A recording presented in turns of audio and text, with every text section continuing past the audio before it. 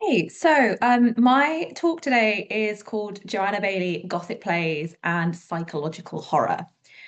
I don't know how many of you here are familiar with Baillie or in what capacity you've encountered her before, if you have come across her. She was a phenomenal writer, predominantly of plays, in what we messily describe as the Romantic period, the late 18th and early 19th centuries. She's had a bit of an academic revival in the last few years, but she remains pretty much absent from the roster of widely recognized names from her period, which is a huge shame because it means so many people are missing out. Um, so I'm really excited today to be giving an introduction to Baillie, particularly some of her Gothic plays and her interest in what we would now call psychology. I want to start by emphasizing how celebrated Baillie was in her own time. So here are some snapshots. One reviewer called her one of the brightest luminaries of the present period. In a lengthy review that didn't pull any punches in criticizing certain aspects of Baillie's plays, another concluded by saying, Miss Baillie's dramatic powers are of the highest order. With the miserable stage writers of the day, it would be insult to compare her. Nor is it much commendation to rank her above an enormous list of earlier playwrights, all men, building to, she has a near approach to Shakespeare, and if not connected with him by blood, has something superior to a mere family likeness.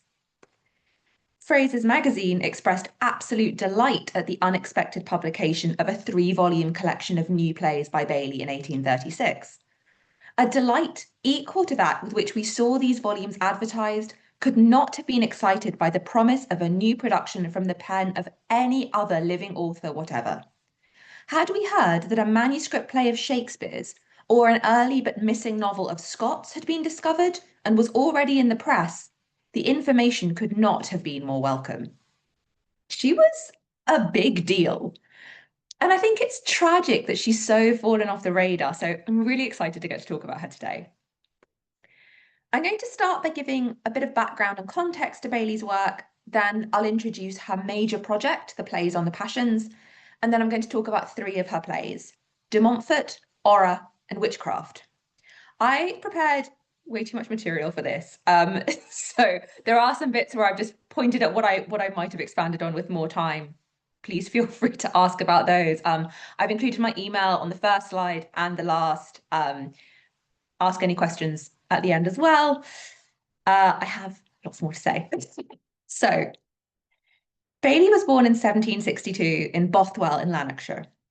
The family settled in Glasgow in 1775 when her father, the Reverend James Baillie, was appointed Professor of Divinity at Glasgow University. Baillie's identity as Scottish was very important to her. She moved to London in 1784 and lived in England for the rest of her life, but she never lost her accent, which many people remember very distinctly about her, and she continued to emphasise her ties to Scotland in her writings. An important context for Baillie's writings is her family. In the words of Dorothy Macmillan, Baillie came from the most famous medical family of the period, perhaps of all periods in the history of British medicine. Her uncles and brother, who are shown on the slides, were hugely significant medical pioneers.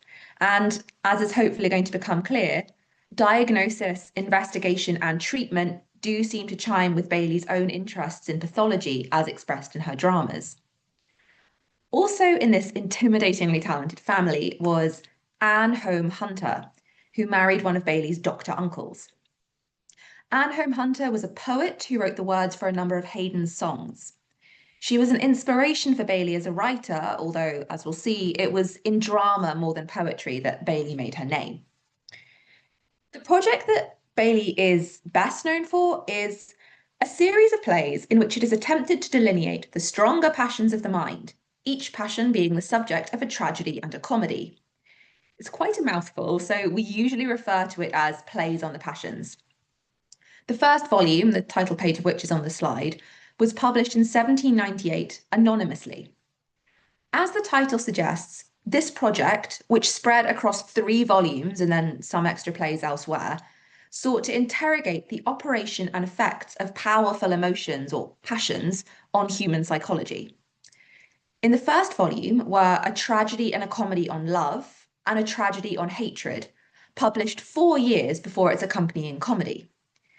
There was also a lengthy essay known as the Introductory Discourse, in which Baillie laid out her intentions for the project. In the Introductory Discourse, she makes her interest in what we'd now call psychology very clear. These are plays that offer a deep dive into the human psyche using the dramatic form. They are plays as pathology. They seek to put emotions almost under a microscope, using this one passion per play format to investigate how strong emotions affect the mind. Baillie lays out a theory of what she calls sympathetic curiosity, a belief that human beings are enormously invested in trying to discern and understand the emotions of others. She argues that studying other people's emotions makes us more moral and better equipped for the world. In fact, Baillie suggests that deploying this sympathetic curiosity in drama can function as a kind of preventative medicine. By knowing the warning signs of intense, overwhelming emotion, we can learn to manage our feelings and grapple with bouts of what we might now describe as mental illness. She writes, looking back to the first rise and tracing the progress of passion points out to us those stages in the approach of the enemy when he might have been combated most successfully. Baillie is specific that drama is the ideal form for carrying out this pseudo-medicinal work, partly because it reaches a much wider subsection of society than other literary forms, and also because it enables the audience to actually watch the passions through an actor.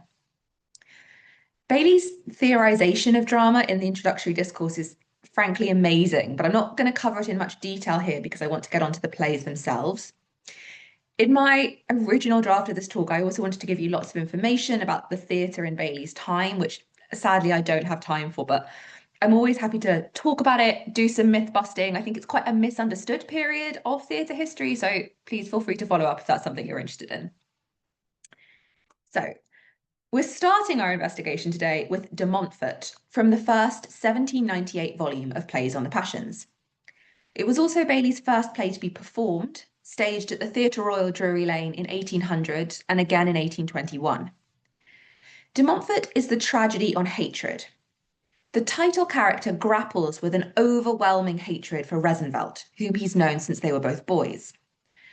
Rosenwelt himself doesn't see de Montfort as an antagonist and is always friendly towards him, which only seems to make it worse. De Montfort's reasons for hating Rosenwelt so much are somewhat hazy, and I think that's actually one of the things that feels most Gothic about this play, and it has certainly prompted lots of scholarly speculation along very Gothic lines. In the second act, de Montfort insists he cannot let go of the hatred he harbours because I've lodged it here too long. With my first cares, I felt its rankling touch. I loathed him when a boy. De Montfort explains this hatred in this lengthy speech. Apologies for the big chunk of text here, but I think it's useful to have it all. E'en in our early sports, like two young whelps of hostile breed instinctively reverse, each against the other pitched his ready pledge and frowned defiance. As we onwards passed from youth to man's estate, his narrow art, an envious, gibing malice, poorly veiled in the affected carelessness of mirth, still more detestable and odious grew. There is no living being on this earth who can conceive the malice of his soul, with all his gay and damned merriment, to those by fortune or by merit placed above his paltry self. When, low in fortune, he looked upon the state of prosperous men as nightly birds roused from their murky holes do scowl and chatter at the light of day, I could endure it. Even as we bear the impotent bite of some half-trodden worm, I could endure it. But when honours came, and wealth and new-got titles fed his pride, whilst flattering knaves did trumpet forth his praise, and grovelling idiots grinned applauses on him, oh, then I could no longer suffer it. So, de Montfort claims that he and Rosenwelt had a childhood rivalry that grew into a mutual hatred. This speech, I think, really captures the way that Baillie stages systems of flawed thinking that we now have a lot more language to describe, but which certainly didn't emerge with that language. What I mean by that is that De Montfort views Rosenvelt's good humour and his friendliness as a performance that poorly conceals how much he hates De Montfort. But at this point in the play, the audience have very good reason to question de Montfort's interpretation of events. We've seen Rosenvelt in a few scenes by this point, and there's not really any evidence for what de Montfort takes as fact. De Montfort's friend Freyberg actually finds himself in an awkward situation early in the play, because after meeting Rosenvelt, Freyberg has assumed he and de Montfort are friends because Rosenvelt's spoken so highly of him. Freyberg expects it will be a nice surprise to de Montfort to reveal that Rosenvelt is in town. De Montfort's hatred then emerges, or is at the very least sustained, by a belief about how he is perceived that to him is well supported by evidence, but which from an external perspective doesn't seem to be. There's a real sophistication of psychological understanding on Baillie's part here. De Montfort plays out an extreme version of quite a common problem. Assuming people are thinking badly about you and finding evidence to support that belief, however divorced from reality that evidence might be. We also learn that before the events of the play, de Montfort challenged Rosenvelt to a duel, which Rosenvelt won, disarming de Montfort but declining to kill him. De Montfort insists that Rosenvelt only spared his life from devilish pride, which now derives a bliss in seeing me thus fettered, shamed, subjected with the vile favour of his poor forbearance, whilst he securely sits with gibing brow and basely beats me like a muzzled cur who cannot turn again. He has genuinely managed to make Rosenvelt refusing to kill him into a sign of Rosenvelt's malice. And this plays out again later in the play. De Montfort attacks Rosenvelt, Rosenvelt parries his blows and doesn't harm him, and ends by again refusing to take de Montfort's life, saying, "No, Montfort, but I'll take away your sword.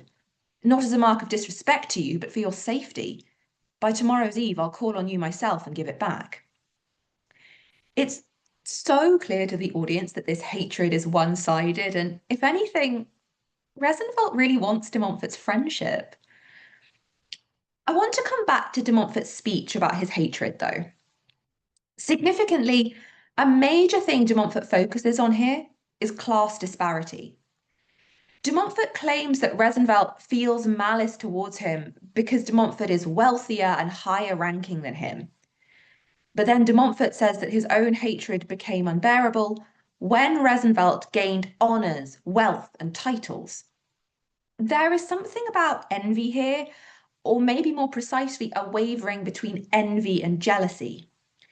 There's maybe a sense that de Montfort wants the acclaim and approval that Rosenvelt receives, but also an implication that de Montfort, as an aristocrat, feels the class structure is shaken by this new money and new title elevation. If you've been to some other talks in this series, you might be familiar with this class anxiety that often underpins the Gothic in the 18th century, the possessive aristocrat who feels threatened by shifts in the class system. If you want to dig more into this in de Montfort, Daniel P. Watkins has written a chapter on this in A Materialist Critique of English Romantic Drama. So you may be wondering how de Montfort pans out. It's a tragedy, so no prizes for guessing that its conclusion is pretty grim. Jane, de Montfort's devoted sister, tries to turn him away from his all-consuming hatred, but de Montfort becomes fixated on a false rumour that Jane and Rosenvelt are romantically involved.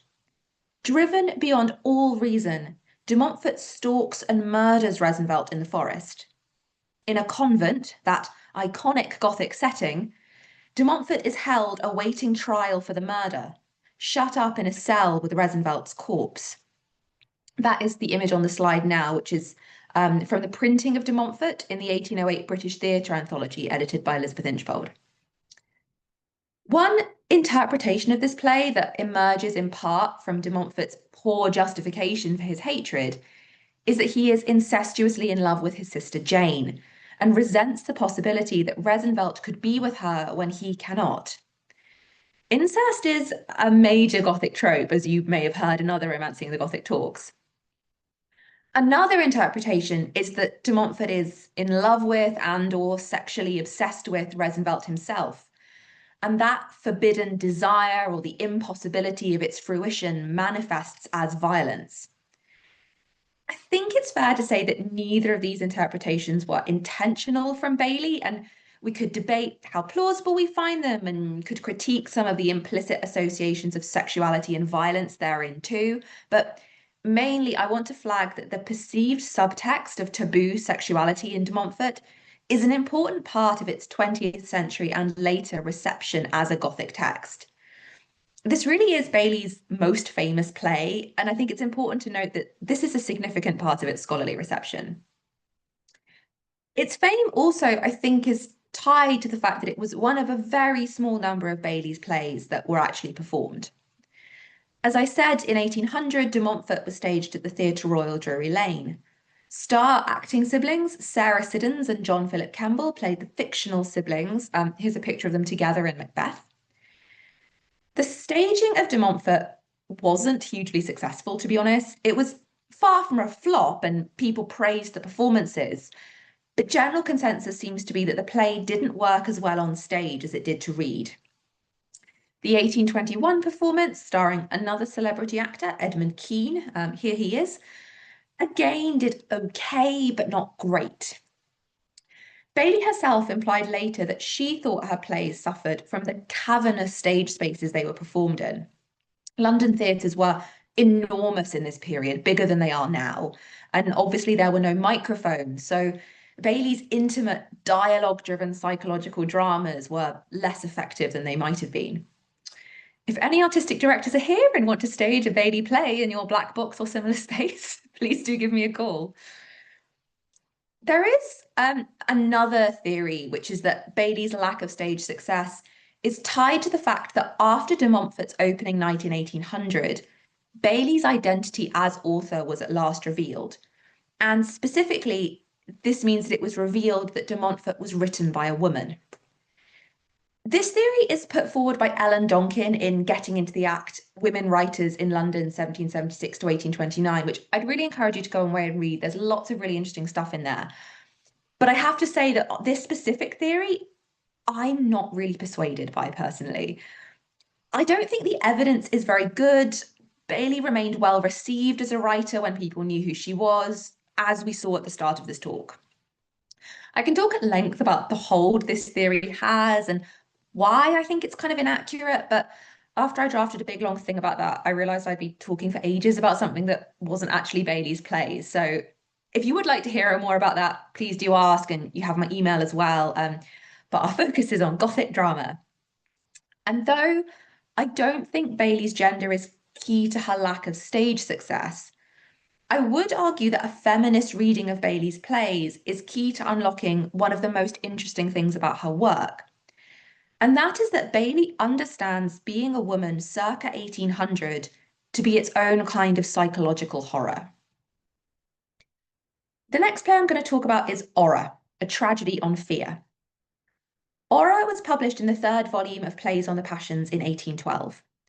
By this point, Baillie had become convinced that publishing her plays was, if anything, detrimental to getting them staged. And she reiterates that she wants them staged in the preface to this third volume. She offers some very in-depth suggestions for how she thinks the architecture of theatres could be improved to make dialogue and atmosphere rather than spectacle the centre of performance. This third volume is unusual in that though Baillie laid out her plan as being to write one comedy and one tragedy on each passion, she actually writes two tragedies on fear, Horror and The Dream. In the preface, Baillie explains that she wrote two tragedies here because she was unwilling to appropriate this passion in a serious form to my own sex entirely, when the subjects of all the other passions hitherto delineated in this series are men. Baillie gives us two plays about people terrified that they are being haunted, though from very different perspectives. In the interest of time, I'm going to concentrate on the one with the female main character, Horror. Horror has a very traditional Gothic setting in medieval Switzerland by the Black Forest. The title character is a young woman living as the ward of her deceased father's friend, Hugobert. Ora's father and Hugobert had agreed that Ora would marry Hugobert's son, Glottenball. But not only is he far from a desirable partner, and with a name like that, Ora doesn't want to marry at all. Despairing of her recalcitrance, Hugobert agrees to a plan designed by Rudiger, a distant relative through an illegitimate line who is romantically obsessed with Ora and schemes to possess her as his wife. Rudiger's plan is to prey on Ora's fascination with ghost stories and have her sent to a castle she believes is haunted by the vengeful ghost of a knight killed by her ancestor. Hugobert is persuaded that this will terrify Ora into making her see sense and marry Glottenball, whereas Rudiger intends to use this scheme to gain control of Ora. He is being sent as her guard whilst she is imprisoned in the haunted castle. Ora finds herself caught between fear of the ghosts she thinks inhabit the castle and Rudiger's threatening sexual advances. Her only nice suitor, Theobald, attempts to rescue her, but unfortunately Rudiger intercepts Theobald's letter and Ora mistakenly thinks the rescue attempt is the ghost coming to claim her and is driven mad with fear. At the end of the play, Rudiger and Glottenball are both dead, and Ora's loved ones attend to her in her madness. What interests me so much about this play is that the fear it represents is a fear of ghosts, which is something Baillie's really fascinated by. She wrote about it in her introductory discourse too. She's interested in the human mind's capacity to believe on and respond to perceived ghosts. But the real horror, what enables this situation, is male power over women. As Julie Carlson points out, no man in Ora believes in ghosts, but they manipulate belief in them to master those few who do, meaning Ora herself. Ora is fed ghost stories by the same woman who facilitates Rudiger's access to her, Ora's attendant Katrina. Katrina is being blackmailed by Rudiger because she had previously had a sexual relationship with him, and she is the one who, at Rudiger's instruction, flames Ora's fear with stories of the ghost that haunts the castle. For Ora, being trapped with a ghost intent on harming her and being trapped with a man who threatens sexual violence upon her are utterly entangled. I know other talks in this series have addressed the female Gothic, and I think Ora positions Baillie within that genre in quite an innovative way. She's trying to show that the same passions affect men and women by writing two tragedies on fear. And I know I've not really talked about the dream, but the dream, again, is about someone who thinks he's being haunted by a ghost. But Baillie's attuned to the particular dangers that women are exposed to, both in body and mind. The final play I want to talk about also gives an exciting female Gothic perspective and is really interesting in conversation with Ora, actually. This is Witchcraft. Witchcraft is not part of Plays on the Passions. It was published in 1836 in the third volume of a miscellaneous collection of Baillie's plays that she'd put together. But it still clearly reflects Baillie's interest in psychology. It's set in Renfrewshire, which is an area in the west of Scotland bordering Glasgow, so a familiar area for Baillie. Parts of it are written in dialect, which means I must apologise to my Scottish family for the upcoming reading of some of these lines. In 1697, there were a series of witch trials in Renfrewshire that resulted in the last mass execution for witchcraft in Western Europe. In 2008, the memorial you can see on this slide was erected to the 7 victims of this miscarriage of justice. Baillie doesn't dramatise the actual events of that witch trial or any of the victims. This isn't a play about those witch trials at all, but the setting means that that historical event hovers over the play. When her complete works were published in 1851, a prefatory note from Baillie explains that Witchcraft was most directly inspired by a scene from Baillie's friend Walter Scott's novel, The Bride of Lammermuir. which isn't about the Renfrewshire witch trials. It's set in roughly 1707. Baillie writes, the subject of this drama was first suggested to me by reading that very curious and original scene in The Bride of Lammermuir, when the old women, after the division of largesse given at a funeral, are so dissatisfied with their share of it, and wonder that the devil, who helps other wicked people willing to serve him, has never bestowed any power or benefits upon them. It appeared to me that the gifted author had come within one step of accounting for a very extraordinary circumstance, frequently recorded in trials for the crime of witchcraft. The accused themselves acknowledging the crime and their having had actual intercourse with Satan and other wicked spirits. This was a confession that was sure to be followed by a cruel death, and the conjectures produced to account for it have never been satisfactory. The conjectures that Baillie dismisses are to do with witchcraft confessions having been extracted under torture, which they were, and Baillie accepts that as fact. But she thinks that there must have been other motivations, given the horror of the form of execution. Here's Baillie's theory about confessions. It is more reasonable to suppose that some of those unhappy creatures, from the state of their minds and from real circumstances leading to it, actually did believe themselves to have had intercourse with the evil one, consequently to be witches, and the design of the play is to illustrate this curious condition of nature. You can see Baillie's interest in the human mind at play again here, and again thinking about drama as a way to explore psychology. The plot of witchcraft is quite convoluted, so I've put the character list up here. So, before the events of the play, Murray has been convicted of murder, though it was actually a duel in which he was attacked first, so he shouldn't be legally culpable. However, the only witness who could have confirmed that vanished, so the court didn't believe Murray. But Murray has managed to escape, and his pursuers believe he's dead because they misidentified a body as his. Though Murray is now safe, his daughter Violet faces hostility because most people believe her father was a murderer. But things are going to get a lot worse for Violet. At the start of the play, we learn that Lady Dungarron's daughter Jessie is dangerously unwell, and Lady Dungarron thinks witches have cursed Jessie. Dungarron, her son, Jessie's brother, has been to university and resoundingly rejects the superstitious thinking of his mother and other characters, but to no avail. Annabella, a friend of the family, encourages Lady Dungarron's superstitions because she sees there's a way to turn this situation to her advantage. Annabella is in love with Dungarron, but he only has eyes for Violet. So Annabella needs a way to get Violet out of the way, preferably one which sees her suffer.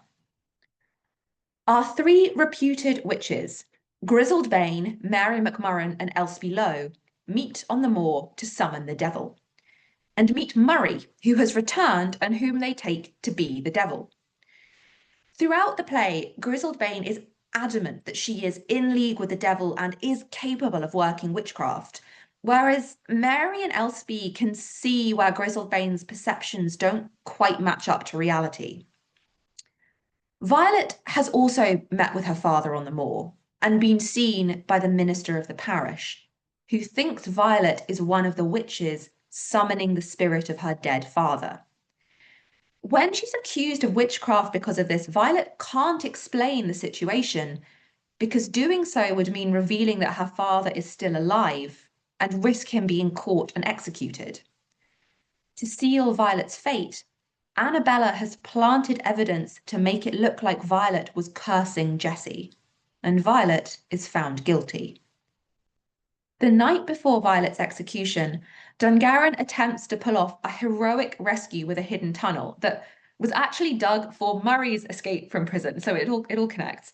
Unfortunately, though, Dungarron is discovered as he enters the cell to save her, and the escape is not accomplished, with Dungarron also being arrested. On the day of the execution, Annabella triumphantly prepares to watch Violet's execution from the window of a house she's rented for its excellent view. And then Grizzled Vane enters, whom Annabella thinks she's successfully poisoned. They have this exchange. Annabella shrinking back. What brings thee here? Grizzled Bane, to be in such noble company. Annabella, what dost thou mean by that? Grizzled Bane, every word hath its meaning, lady, though every meaning hath not its word, as thou very well knowest.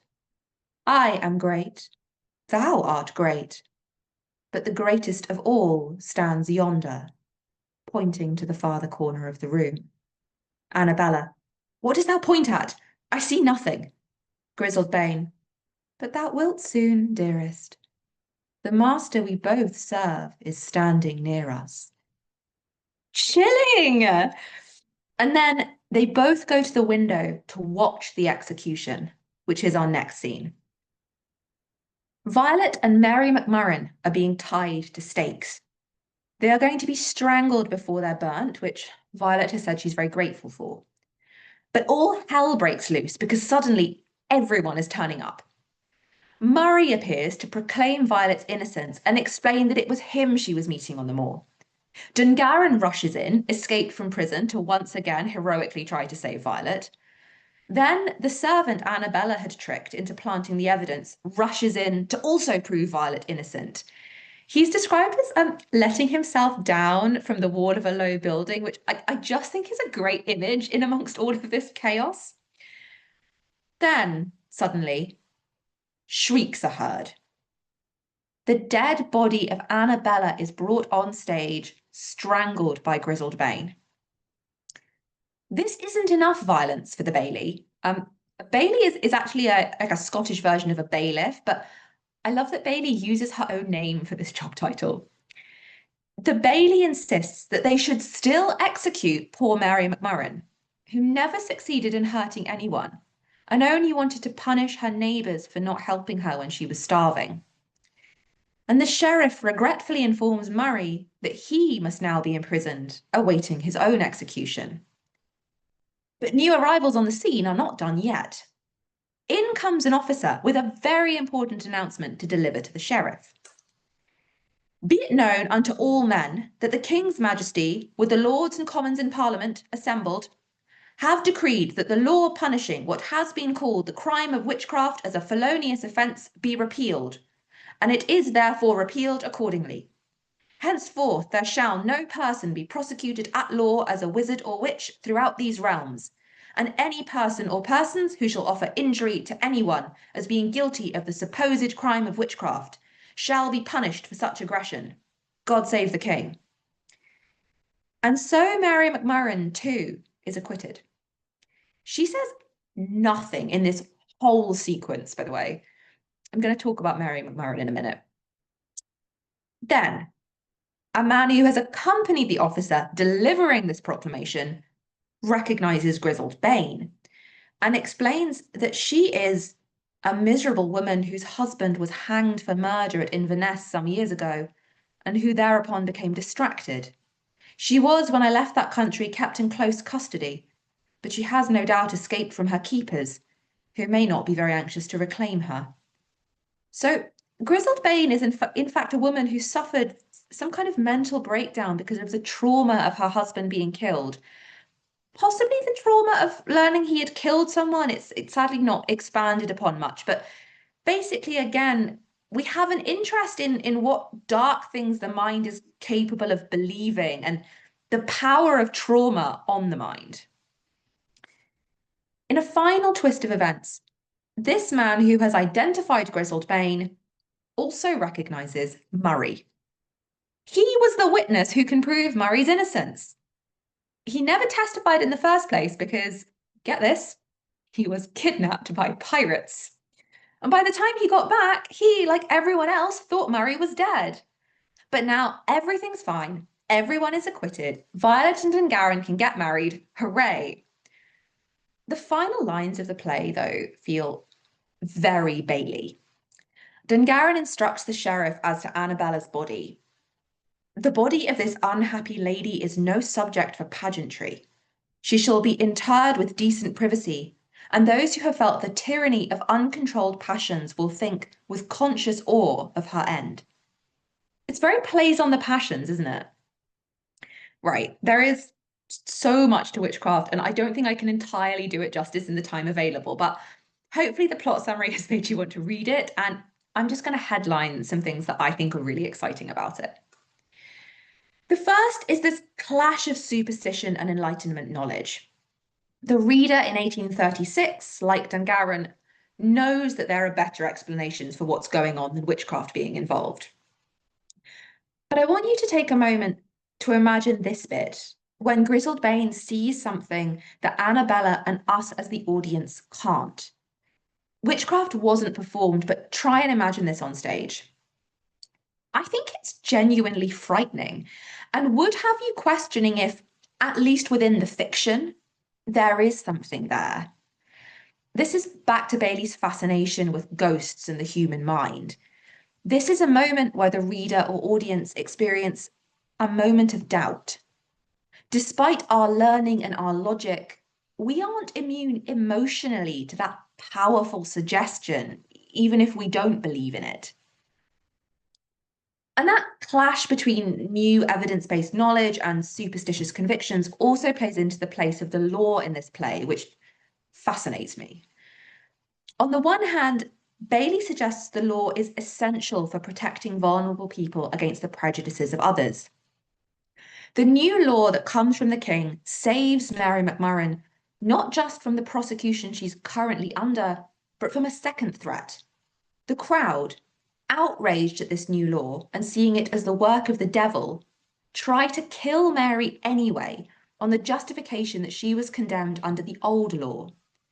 The sheriff steps in to save her and says soldiers will disperse the crowd if they don't leave Mary alone.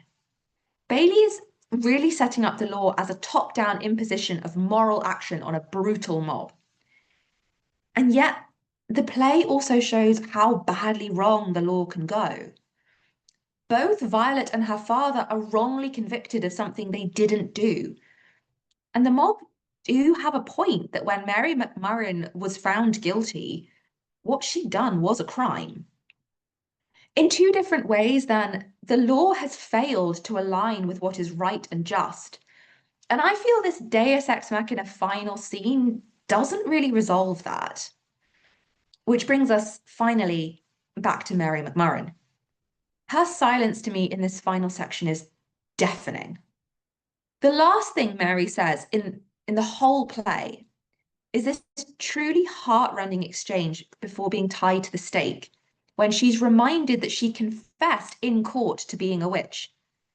Mary McMurrin, Lord have mercy on me. I said what I thought, and I thought as you bade me. The Lord have mercy on a wicked woman, for that I know I am. Baillie, how cunning she is again. She calls herself wicked, but will not call herself witch. Clergyman, Mary McMurrin, make confession ere you die, and God will be more merciful to you. Mary McMurrin, oh, no, miserable wretch that I am. Do ye mak confession for me, sir, and I'll say it after you as weel as a dow. Oh, hone, oh, hone. Despite Baillie claiming that she wasn't persuaded that torture prompted confessions, this does speak to a real sense that witch trials broke the psyche of those subjected to them. Again, it's Baillie's interest in psychology under immense strain, but here that strain is explicitly an injustice. To circle back a bit, Baillie has a real respect for lawyers in her writings. She sees them as doing important justice-centered work. And there is a sense in which the change in the law speaks for Mary precisely because without the law doing that, no one else will. Violet is our heroine and we're rooting for her, but it does seem almost pointed that person after person arrives to try to save her, and no one speaks for the lower class Mary McMurrin, except the overarching royal proclamation. On the other hand, it is the same legal system that has just enforced a confession from Mary. Even as this ending seems to tie everything up to an almost comedic extent, something feels raw and unresolved here. How does Mary feel about all of this? So I have spoken for quite a long time, and it is with poor Mary McMurrin and her silence that I think I should draw to a close, but I really welcome any questions. Thank you all very much.